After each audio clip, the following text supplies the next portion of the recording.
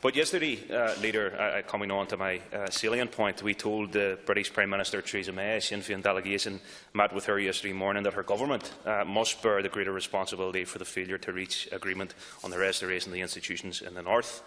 The provision of an Irish Language Act, marriage equality, a Bill of Rights and funding for legacy inquests are all British Government obligations. So progress is only possible if her government honours those commitments. The Sinn Féin delegation told Mrs May that the direct rule is not an option and that she must look to the provisions of the Good Friday Agreement, voted for overwhelmingly by the people, for the establishment of an intergovernmental conference involving the Irish and British governments.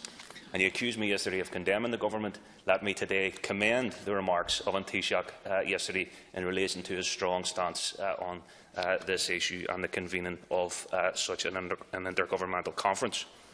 It has also emerged worryingly, Leader, I am sure you will share my concern, that the British Government intend to include a statute of limitations covering all troubles-related incidents for British Crown Forces in a new section in their consultation on the Stormont House Agreement.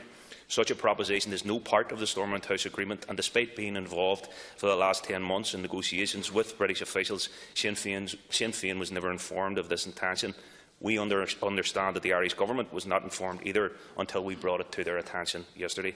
So we told Mrs May that this is an act of bad faith, and I am sure you will agree with me it is unacceptable. So, Leader, in concluding, Caroline, it is to call for a specific. We had recently the Minister for Foreign Affairs in to discuss the North. I think it would be worthwhile, beneficial, and it would be a call coming from victims' organisations that we have statements specifically relating to legacy issues and the outstanding legacy issues in the North.